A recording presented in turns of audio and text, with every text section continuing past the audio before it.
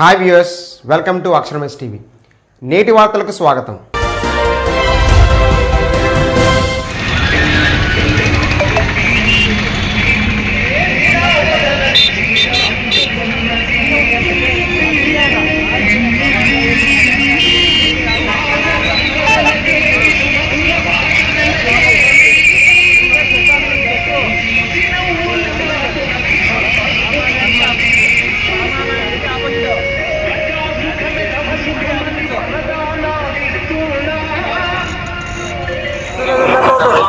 ఇక్కడ కూర్చున్న నిరాదీక్ష కూర్చున్న నాయకులకు పేరు పేద నమస్కారం. ముఖ్యంగా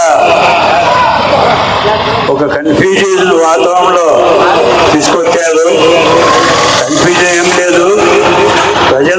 ప్రజలు ఒక నాడి ప్రకారం మేము ముందుకు పోతున్నాం తప్ప దీంట్లో ఎలాంటి ఒత్తిడి లేదు మా మీద. మాకు ఉండే నాయకులు ప్రజలు, మాకు నాయకులు. ప్రజలు ఎట్లా చెప్తే అట్లా మేము ముందుకు పోతాం. అంతేగాని మేము ఒక పార్టీ వాళ్ళు చెప్పినా ఇంకో పార్టీ వాళ్ళు చెప్పినా అనేక మేము పోయే ప్రసక్తి లేదు. మాకు చెప్పవలసింది జేఏసీకి చంద్రబాబు గారు చెప్పాలా, జిల్లా ఇస్తామా లేదా. అంతవరకు మా పోరాటం సాగుతుంది. ఎందుకంటే ఈ ప్రాంతము 76 సంవత్సరాలు ఇండిపెండెన్స్ కూడా ఆదోని ఒకప్పుడు సెకండ్ బాంబే అని పిలువబడే ఈ బాంబే ఈరోజు వలస బాంబే అయిపోయింది. అంత వలస పోతున్నారు, రైతులు వలస పోతున్నారు, రైతు కూలీలు వలస పోతున్నారు. ఇంట్లో చదువుకునే పిల్లలు కూడా హైదరాబాద్కు విజయవాడకు పోయి చదువుకుంటున్నారు తప్ప ఆదంలో ఎవరైనా చదువుకుంటున్నారా? ఇవన్నీ మనం ఆలోచించుకోవాలి.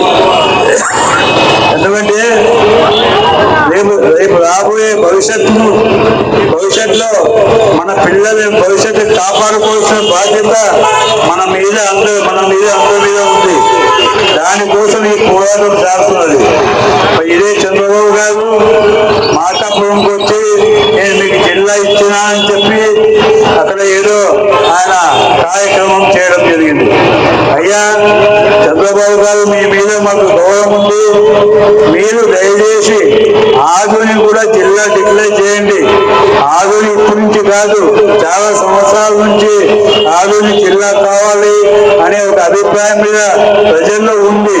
ప్రజల్లో ఉండే అభిప్రాయాన్ని మీరు ప్రజాపాలన చేస్తున్నారు కనుక, మీరు ముఖ్యమంత్రి ప్రజల చేతి ఎన్నుకోబడ్డారు కనుక ప్రజలు చెప్పిందే మనకు వేదం, ప్రజలు చెప్పిందే న్యాయం కనుక ఆదోని ప్రజలు, ఈ చుట్టుపక్కల ఉండే నియోజకవర్గ ప్రజలు కూడా జిల్లా కావాలి ఆదోని అని చెప్పి మాట్లాడుతున్నారు. మళ్ళీ అలాగే జయనాగేశ్వర రెడ్డి ఎమ్మూరు జిల్లా కావాలి. మళ్ళీ అసెంబ్లీలో ఎందుకు మాట్లాడలేదని, అసెంబ్లీలో మాట్లాడచ్చు కదా, ఆయన మాట్లాడలేకపోయా. ఇది ఎందుకు లోపల ప్రజలు ఒక అనుమానం వస్తుంది. ఒక అనుమానం వచ్చే ఏర్పాటు రాజకీయాలు చేయొద్దండి. ప్రజలు మీకు గెలిపించారు. అలాగే మా పార్థసారథి గారికి, ఎమ్మెల్యే గారికి చెప్తున్నా, అయ్యా నువ్వు వచ్చి జేఏసీ మెంబర్స్ని తీసుకుపోయి చంద్రబాబు దగ్గర ఒక మెమోరాండం ఇప్పి అప్పుడైతే మీ పైన కూడా నమ్మకం వస్తుంది. ఎందుకంటే మీరు అసెంబ్లీలో మాట్లాడినందుకు మీకు ధన్యవాదాలు. అది కూడా ఎప్పుడు జీవోలో మాట్లాడారు. మీరు ప్రశ్న వేసి మాట్లాడలే. ప్రశ్న వేసి మాట్లాడింటే జిల్లా ఇష్టమా లేదా అనేది చంద్రబాబు గారు జవాబు చెప్పేవారు.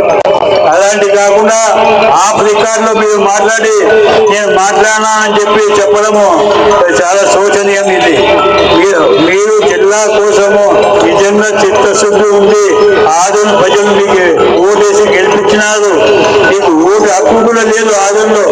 అలాంటి వ్యక్తికి ఈరోజు మేము ఇక్కడ ప్రజలు మిమ్మల్ని గెలిపించినా అంటే దాన్ని మీరు అర్థం చేసుకోవాలి. ఆదోని ప్రజలకు ఏది అవసరం ఉందో దానికోసం మీరు పోరాడాలి. అంతేగాని మీరు ఏ రకంగా మీకు ఏం అర్థం లేదు. మొత్తానికి మేము బీజేపీ నాయకులు అందరూ చెప్తున్నా, అయ్యా మీరు శిబిరంకి వచ్చి శిబిరాన్ని కంటిన్యూ చేయండి. శిబిరాన్ని మేము నిరాశించ చేసి జిల్లా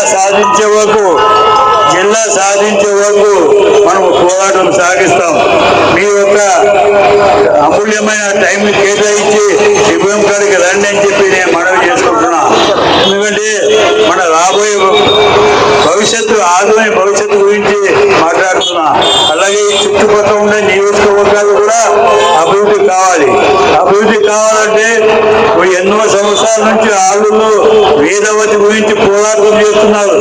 మన వేదావతి ప్రభుత్వాలు మారినా వేదావతి ఏమైనా ఇచ్చారా? వేదావతి ఏమైనా అభివృద్ధి కార్యక్రమం చేశారా? ఎన్నో సంవత్సరాల నుంచి మనకి ఎల్ఎల్సి పాడుతుంది. మనం ప్రతి ఒక్కరు నీళ్లు తాగుతున్నాం, ఎల్ఎల్సి నీళ్లు.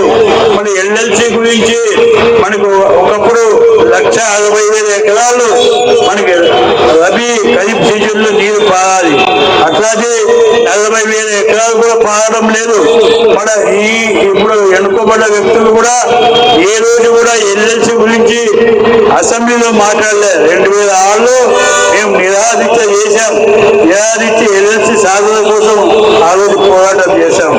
ఈరోజు 1,60,000 ఎకరాలకి నీళ్ళు ఇచ్చి వచ్చే బైపాస్ కావాలని అడిగారు. అలాగే బ్యాలెన్సింగ్ రిజర్వాయర్లు ఫ్లడ్డెడ్ వాటర్ వచ్చినప్పుడు నింపుకొని ఎల్ఎల్సికి కనెక్ట్ ఇచ్చి ఈ పశ్చిమ ప్రాంతంలో ఉండే రైతులకు నీరు అందించే కార్యక్రమం కూడా చేయాలని చెప్పి నేను చేస్తున్నాను. ఇదే జిల్లా అయితే ఈ విషయంలో రైతులు కలెక్టర్ గారికి మెమోరాండం ఇచ్చి అభివృద్ధి కార్యక్రమాల గురించి చర్చించేవాళ్ళం. మన కర్నూలు పోవాలంటే దాదాపు 100 కిలోమీటర్లు అవుతుంది. అలాగే ఆ చిట్టికి నుంచి అక్కడ కర్నూలు పోవాలంటే 150 కిలోమీటర్లు అవుతుంది. కౌతాలం నుంచి పోవాలంటే కూడా 130-140 కిలోమీటర్లు అవుతుంది. మళ్ళీ 70 కిలోమీటర్లు ఉంటే నంద్యాలకు జిల్లా ఇచ్చారు జగన్మోహన్ రెడ్డి గారు. అది పార్లమెంట్ గా జిల్లాని కేటాయించడం జరిగింది. కనుక మేము డిమాండ్ చేస్తున్నాం, చేసి కూడా జగన్మోహన్ రెడ్డి కూడా జిల్లా ఇస్తామని చెప్పి డిక్లేర్ చేయాలా, మీరు ఒక స్టేట్మెంట్ ఇవ్వాలని చెప్పి నేను ఈ సభాముఖంగా మేము మనవి చేసుకుంటున్నాం. అలాగే ఏ పార్టీకి సంబంధించిన అధ్యక్షులు ఉన్నారో సిపిఐ కానీ, సిపిఎం కానీ, బీజేపీ పార్టీ కానీ, మిగతా పార్టీలు కానీ, మీరు కూడా ఈ జిల్లా ఇస్తామని చెప్పి మీరు ఒక స్టేట్మెంట్ ఇస్తే చంద్రబాబుకు తెలుస్తుంది. నేను మందకృష్ణ మాదిగర్ గారికి మనవి చేసుకుంటున్నా, మీరు వచ్చి మాలో నూతన ఉత్సాహం తెప్పించారు.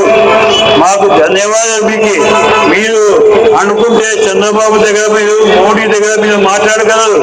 కనుక మా యొక్క ఆధుని జిల్లా విషయము, ఈ 5 నియోజక విషయము కూడా మీరు దయచేసి మీరు దీన్ని చంద్రబాబు దృష్టికి తీసుకుపోవాలా అని నేను ఈ యొక్క జేఏసీ తరఫున మీకు మనవి చేసుకుంటున్నా. మీరు చేస్తారని నమ్మకం మాకుంది. మీరు మాట్లాడితే తప్పకుండా జిల్లా వస్తుంది. కనుక మీరు మాట్లాడి చంద్రబాబు ఒప్పించి మాకు జిల్లా ఇప్పియాలని చెప్పి ఈ ప్రాంత ప్రజలకు, ఇక్కడ ఉండే నివసించే యువతరానికి మీరు ఆశాజ్యోతిగా మిగులుతారని చెప్పి నేను ఈ సందర్భంగా మనవి చేసుకుంటున్నా. అలాగే ముఖ్యమంత్రి గారికి, చంద్రబాబు గారికి కూడా మనం చేసుకుంటున్నా, మీకు ఇక్కడ ఉండే కష్ట సుఖాలు సరిగా మీకు చెప్పినారో లేదో మాకు తెలియదు. కానీ మీరు దయచేసి మీ ఒక టీంని పంపించి మేము చేస్తామా లేదా, ఇది జిల్లా ఇస్తే అనుకూలమా కాదా అనేది మీరు ఆలోచన చేయాలని చెప్పి ఈ సందర్భంగా నేను మీకు మనవి చేసుకుంటున్నా. మీరు ముందు చూపు ఉండే నాయకులు, మీరు ముందుండే చూపే నాయకులు, మీకు ఒక విజన్ ఉంది. అలాంటి విజన్ ఉన్నప్పుడు ఈ ఆదోని జిల్లా అనేది మీ దృష్టికి రాలేదా అని చెప్పి నేను మాకు ఇక్కడ నుంచి నేను మనవి చేసుకుంటున్నా. అయ్యా చంద్రబాబు గారు, మీరు ఆలోచన చేయండి.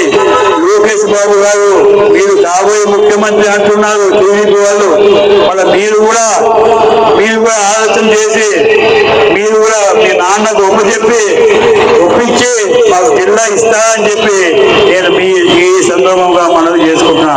అయ్యా అందరికీ నేను మనవి చేసుకుంటున్నా, అన్ని నాయకులకు మనవి చేసుకుంటున్నా, అన్ని పార్టీ నాయకులకు మనవి చేసుకుంటున్నా.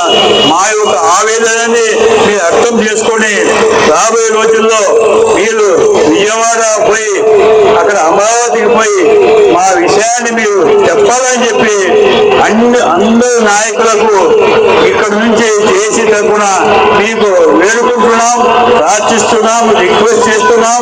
కనుక మీరు తప్పకుండా మా యొక్క ఆవేదనని అక్కడ నాయకులకు మీరు చెప్తారని చెప్పి ఆశిస్తూ ఈ అవకాశం కల్పించిన దేశ నాయకులకు అందరికీ పేరు నమస్కారం చెప్తున్నా. నా పేరు ప్రకాష్ జైన్, మాజీ ఎమ్మెల్యే అతను.